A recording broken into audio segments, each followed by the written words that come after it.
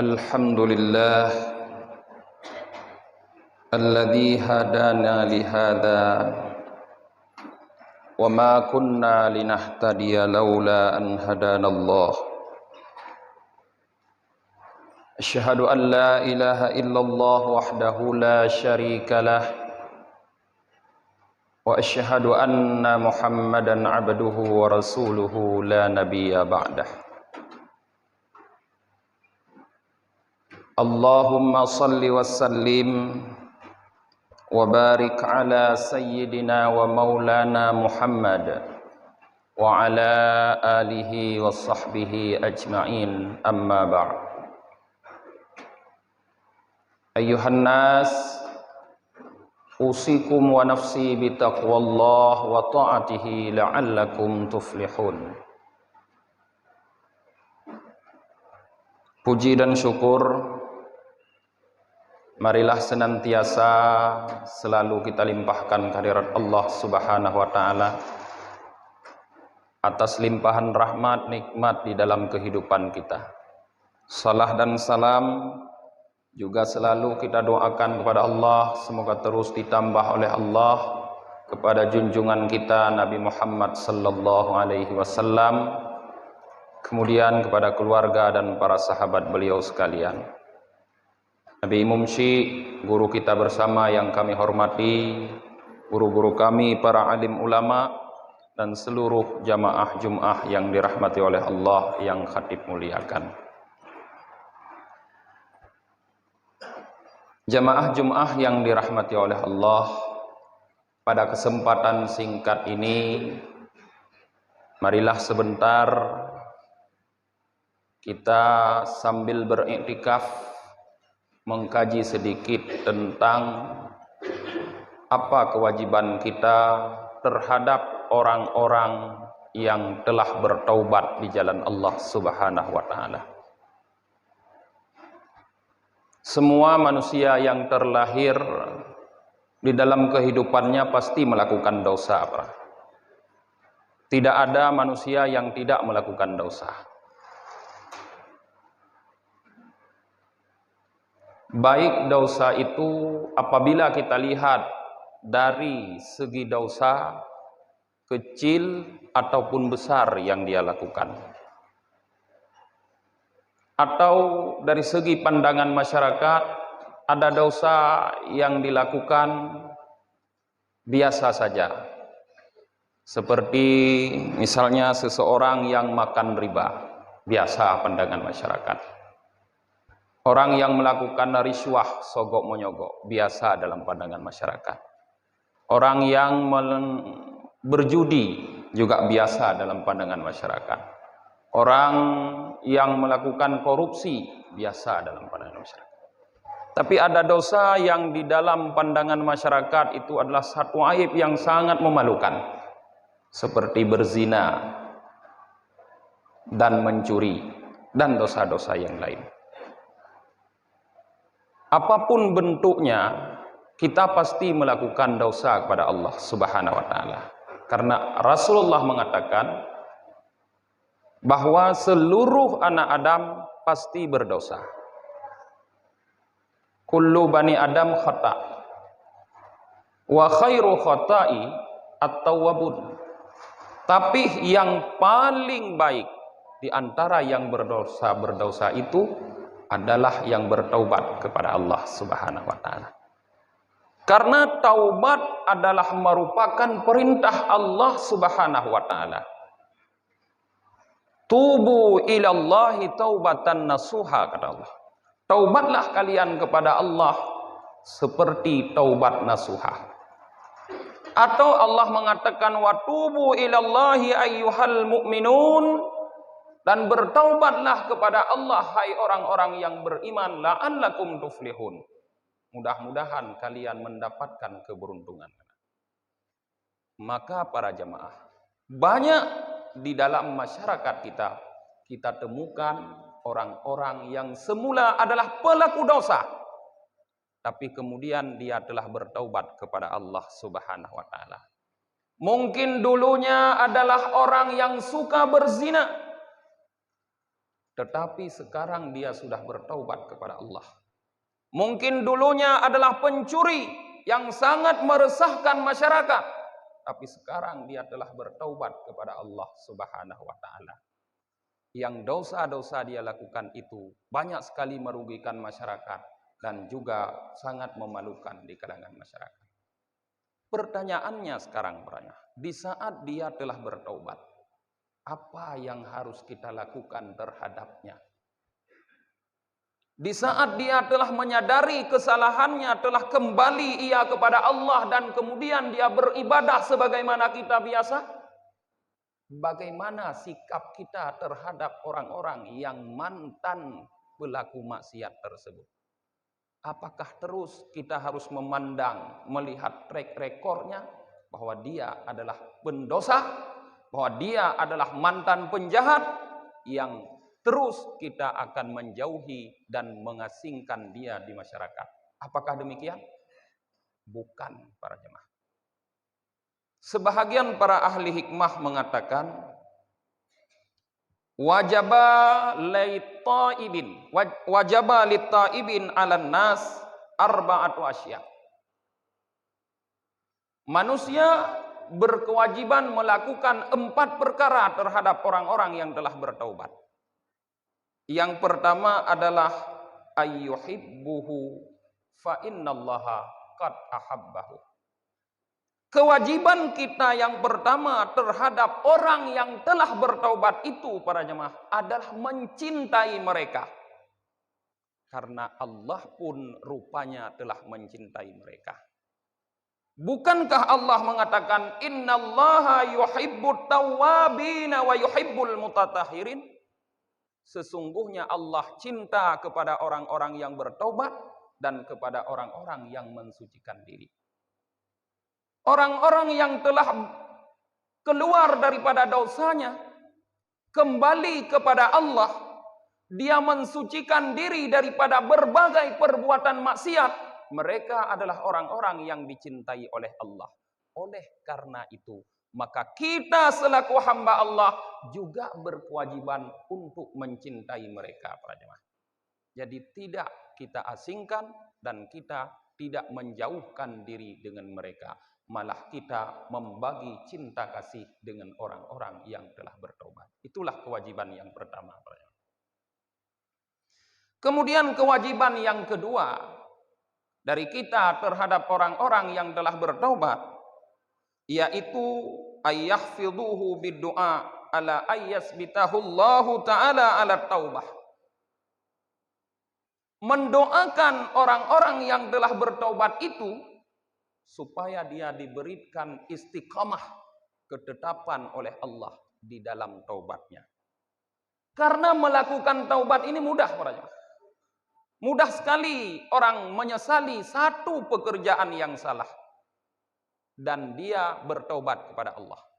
Tapi untuk menetapkan diri di dalam taubat tersebut, untuk mengistiqamahkan dirinya dalam sifat taubat tersebut, ini yang susah.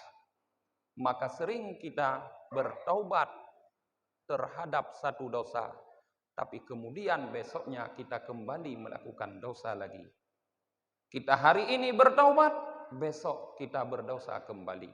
Maka butuh doa-doa daripada saudara-saudaranya, daripada kita, agar dia diberikan oleh Allah kemampuan untuk tetap dalam taubat yang telah dilakukannya. Mendoakan sesama muslim tidak ada ruginya, para jemaah. Sekalipun mantan pelaku maksiat. Karena Rasulullah sallallahu alaihi wasallam dalam sebuah hadis yang diriwayatkan oleh Muslim, beliau mengatakan, "Idza da'al muslimu li akhihi bi dhahril ghaib, qala al malak amin walaka bimithlih."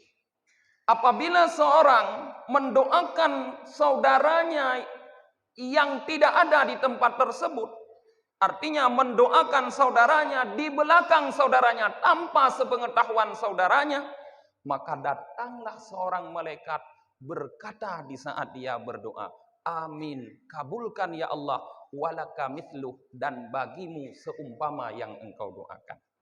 Di saat kita mendoakan saudara kita yang telah bertaubat itu agar tetap dalam taubat, maka malaikat mendoakan kita juga agar kita tetap dalam taubat kepada Allah Subhanahu wa taala. Itu kewajiban kedua. Kemudian kewajiban yang ketiga dari kita terhadap orang yang bertaubat, yaitu alla ya'iruhu bima salafa min dunubihi. Jangan menjelek-jelekkan orang yang telah bertaubat itu dengan pekerjaan-pekerjaan salah, dengan maksiat-maksiat yang pernah dia lakukan dahulu. Jangan menjelek-jelekkan. Susah memang para jemaah. Karena kita sering melihat masa kelam orang, lupa terhadap masa kelam diri kita sendiri. Seolah-olah kita suci, yang kotor adalah orang lain. Maka di saat satu kesalahan dilakukan oleh orang lain, seumur hidup kita tidak bisa melupakannya. Maka selalu kita mengungkit-ungkit kesalahan tersebut, bahkan mengungkit itu kemudian berubah menjadi menjelek-jelekkan, bahkan bisa berubah menjadi fitnah terhadap pelaku dosa yang telah bertaubat para jemaah. Maka ini sangat dilarang oleh Rasulullah sallallahu alaihi wasallam. Rasulullah sallallahu alaihi wasallam mengatakan, "Man ayyara akhahu bidzambin lam yamut hatta ya'malahu." Siapapun yang menjelek-jelekkan seorang saudaranya dengan satu dosa, maka orang tersebut tidak akan mati dulu sebelum dia juga melakukan dosa seperti yang dilakukan oleh saudaranya. Maka hati-hati para jemaah, sikap kita selama ini yang menganggap jelek orang lain, yang menganggap remeh mantan-mantan pelaku dosa, akan berakibat apabila itu kita lakukan dengan kesombongan, berakibat kepada di akhir hayat kita juga akan terjerumus ke dalam dosa tersebut. Para salafus saleh mengatakan, wa kullu maksiatin uyyirat biha akhaka fahiya ilaika yahtamilu ayyurida bihi annaha sa'iratun ilaika wala budda an ta'malaha. Setiap maksiat yang dengan maksiat tersebut kamu menjelek-jelekkan saudaramu, maka dapat dipastikan bahwa kejelekan tersebut akan kamu lakukan pada suatu saat. Maka berhati-hatilah para jemaah. Jadi jangan karena kita sering melihat track record seseorang bahwa dia adalah orang tidak baik, kemudian selamanya kita menganggap dia orang tidak baik. Bukankah kalau kita mau membaca sejarah para jemaah, banyak di antara orang-orang baik yang dahulu adalah mantan-mantan pelaku maksiat. Para sahabat Rasulullah sangat sedikit yang bukan mantan pelaku maksiat. Umar bin Khattab, mantan pelaku maksiat para jemaah. Para sahabat-sahabat yang lain, mantan pelaku maksiat. Mungkin cuma Sayyidina Ali dan Abu Bakar As-Siddiq yang tidak terlibat dalam maksiat dalam kehidupannya sebelum masuk Islam. Tapi kemudian mereka bertaubat, kembali kepada Allah dengan bersyahadah, beriman kepada Allah dan Rasulnya. Mereka menjadi umat yang terbaik. Mantan-mantan pelaku maksiat disebut oleh Allah dalam Al-Quran dengan bahwa khairul nas, sebaik-baik manusia, ukhrijat linnas, yang pernah dibangkitkan di dalam kehidupan manusia ini.